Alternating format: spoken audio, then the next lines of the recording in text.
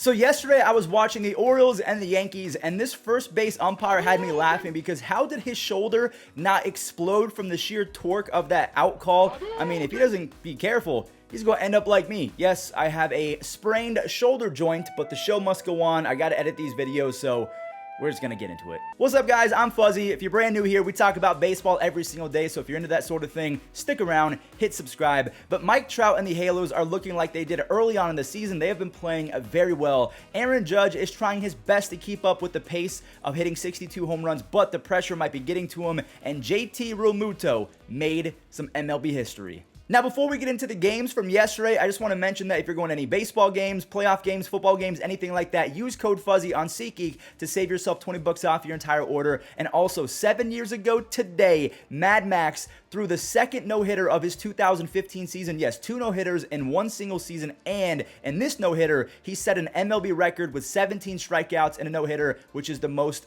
ever. All right, the first game from yesterday, I want to recap. Austin Slater and David Villar of the San Francisco Giants helped walk off the Arizona Diamondbacks. And I guess a good question to ask is, which of these two teams will be elite first? Do we think that Arizona and their plethora of young talent is going to make it to the playoffs first? Or do we think that the San Francisco Giants, with a better roster at least right now and maybe deeper pockets, will they get back to the postseason in 2023? Who's going to be better first? Speaking of deeper pockets, we all know that the Angels have never been afraid to spend some money. They just don't spend it correctly. All of those big time contracts always seem to bite them in the ass, but whatever. After a huge 6-run first inning, we saw rookies like Logan O'Hoppe and Livan Soto driving a few RBIs. Soto, by the way, has been insane. 7 RBIs, 6 extra base hits in his first 42 at-bats, and Michael Nelson Trout blasted off for his 39th home run of the season. I really think that the Angels could be onto something for 2023, but then again, I say that every single year.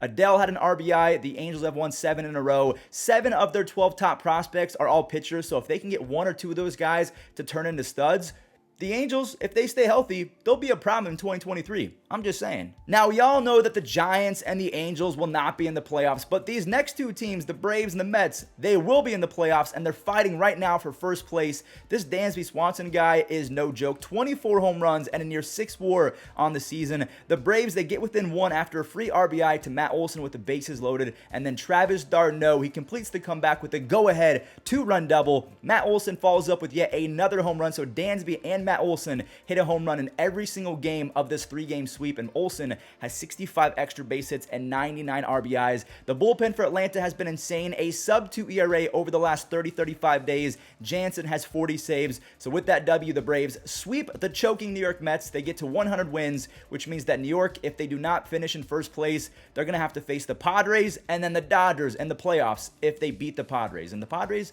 they're good. So now that we have that out the way, let's check in on Aaron Judge and his race for 62 home runs, as well as the Triple Crown. He struck out 3 times as the Yankees fall 3-1 to the Baltimore Orioles. Kyle Bradish was somehow able to work around 5 walks to not allow a single earned run. The bullpen, they held their own as well. So Aaron Judge, his batting average is now down to 311. He has 4 points behind Luis Arraez of the Twins. And Arraez, he's been icing his hamstring, so he might not play for the rest of the season. So his batting average is most likely going to stay at 315. Let's get this White Sox game out the way, because even if the Padres lose, they'll clinch a spot in the playoffs if the Brewers lose. So Blake Snell and Lance Lynn, they both looked really good yesterday. They held their opposing lineups to 1 earned run each over 6 and 7 innings. Blake Snell has an insane 12.2 strikeouts per 9 and a 2.7 FIP, which are both ultra elite numbers. The White Sox, they do end up winning though, so we have to focus on the Brewers, because if the Brewers lose, the Padres will still make the playoffs. The Marlins are not only trying to help out San Diego, but also the Phillies as well, so we'll talk about the Phillies after this. Pablo Lopez turned back into early season Pablo, throwing 7 shutout innings with 7 strikeouts. He allowed just 2 hits on 96 pitches. The Brewers, they come back to tie it in the 9th, but they were just avoiding the inevitable. The Marlins reclaim the lead on a Miggy Rose single, and they win 4-3 after Tanner Scott looked incredible in the final inning. He's very hit or miss, but when Tanner Scott is on it, he is one of the most untouchable relief pitchers in baseball, but that doesn't happen very often. So yes, with that Brewers loss, the Padres can celebrate. They can go crazy in the clubhouse and celebrate. They did. This is the first time ever, I think in the history of baseball, in which the Padres and the Mariners have made the playoffs in the same season. So shout out to Cal Raleigh and the Seattle Mariners. They ended their 21-year drought. And now, speaking of droughts, we got to talk about the Phillies because they haven't made it in almost a decade, or over a decade, I think. So the Marlins helped out the Padres and the Phillies. Now let's see if the Phillies can help themselves out after seeing Milwaukee choke a much-needed W. My friend Bryson drove in Phillies' first 3 runs, 2 of them on this massive double to deep right. Bryce Harper and Kyle Schwarber, they both delivered in the clutch as well, giving Zach Wheeler a massive lead to work with. Zach Wheeler was sick. 5 shutout innings, 7 punch-outs. That's a great sign for his playoff health. And JT Realmuto put this game on ice before it was called due to rain. JT now has 21 home runs and 21 stolen bases. I forgot to mention yesterday that he became the second catcher in the history of baseball to have a 2020 season. He joins Hall of Famer Pudge Rodriguez. So I know Adley Rutschman is getting a lot of praise, but JT Realmuto, to me, is still the best catcher in baseball. So the Phillies' magic number is down to 1 game. All that means is if the Phillies win 1 more game, they're in the playoffs. If the Brewers lose 1 more game, the Phillies also will be in the playoffs, so it's not that hard. Staying with the playoff vibes, these teams have already made it and clinched a spot, so they're just trying to stay healthy and try to be in a groove going in to the next few weeks. Toronto kind of smacked around Boston. They torched 3 home runs in the first few frames. Teoscar Hernandez hit the first one. Trade deadline acquisition, Whit Merrifield ran into one, and Teo refuses to stop. He missed about 30 games this year. He still has 61 extra base hits, 77 RBIs. The dude flat out rakes, and he's a free agent after 2022, so he is going to get a bag. He's only making $10 million this year. He's going to get 18 to 20 in 2023 and beyond. Jordan Romano grabbed his 36th save, and he now has a 2.14 ERA, so shout out to Jordan Romano. He is looking really good. And so are the Astros and their most important players. Like, we know Altuve, Alvarez, Tucker, they're going to be studs, but what about this kid, Jeremy Pena? He drove in all 3 runs for Luis Garcia, who was very good as well. 6 innings, only 1 run allowed, but this Pena kid is no joke. 21 home runs, 11 stolen bases, and an otherworldly 15 DRS. Like, if he can get on base a little bit more often, take a few more walks, he could be a top 3 shortstop in baseball for a long time. But right now, a 298 or 289 on base percentage, it's not good.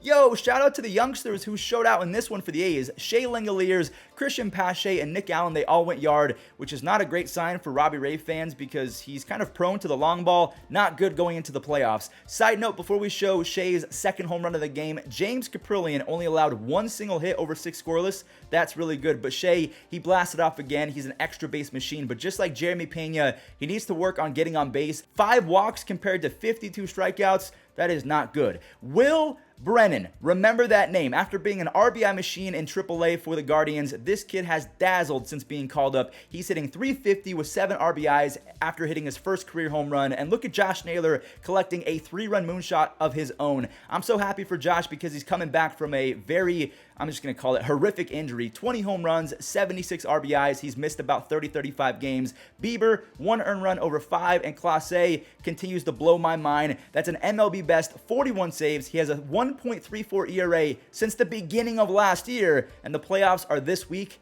I cannot wait. German Marquez spun some nasty stuff yesterday while his offense was cooking. German, he held LA to 1 hit and 1 run over 6 innings as rookie Ezequiel Tovar drove home the final run with his first career RBI. I think that Tovar is going to be really good. Also, I want to mention Daniel Bard. He got the final 6 outs via the strikeout. So 2 innings, 6 strikeouts, lowers his ERA to 1.82 in the process. He has 33 saves. The Machine, he hit home run number 702 to tie it up. But the Pirates, they plunder the dungeons of the Cardinals bullpen. They end up winning after Jackson Winsky gave them the lead, and Brian Reynolds put the cherry on top with his 27th home run. The Tigers are 4-1 this year. When Akil Baddoo leads off, that is a fun fact from Fuzzy, and it's just the fanboy in me, I cannot contain it when Akil Baddoo is doing well. The Tigers win after Eric Haas and Victor Reyes both left the yard, and the Tigers, for whatever reason, remembered how to play baseball all of a sudden the last 2 or 3 weeks. The Chicago Cubs destroyed the Reds in what is most likely Wilson Contreras' final game as a Cub, or at least when he's playing in front of the home crowd. Marcus Stroman and the Cubs lineup made easy work of Cincy, but I do want to spotlight these 4 guys. Wilson Contreras and the 3 legends of the St. Louis Cardinals, Pujols, Yachty, and Waino. The last 3 guys are all most likely playing in their final season. So 2.5 Hall of Famers. I think that Yachty's going to make it. Pujols is a shoo-in, but Waino, he's going to barely miss it in my opinion. But nonetheless, all 3 are legends for the Redbirds. And Wilson Contreras, he's a free agent. He won the 2016 World Series. He's a 3-time All-Star. He's going to get a fat bag because he's a free agent after the season. So what do you guys think he's going to get? 20 million? 25 million? Let me know. Well, everyone, that does it. Thank you all so much for watching. If you enjoyed, leave a like, subscribe. I'm going to try my best. Oh, yeah, this thing sucks. Be careful with your shoulders. If you're doing shoulder presses and you try to go heavier than normal, just be careful because my shoulder popped out. It's bad. It's bad. So hopefully I don't need surgery, but I'm going to edit this bad boy and enjoy the web gems. This sucks. Here's the pitch, and that's a low liner, stopped on a hop by the shortstop. Stretch came off the bat quickly. What a play by Soto. Run. What a play. Nick Allen gets up, spins, throws, got him. What a play. That will be a contender for play of the year. I am with you. Sensational pick job by Nick Allen. 11 strikes. This is carved out to right. McCarthy's got it into the wall. Jake McCarthy, go get it. Deep short, Tovar. Now can he throw him out? You bet.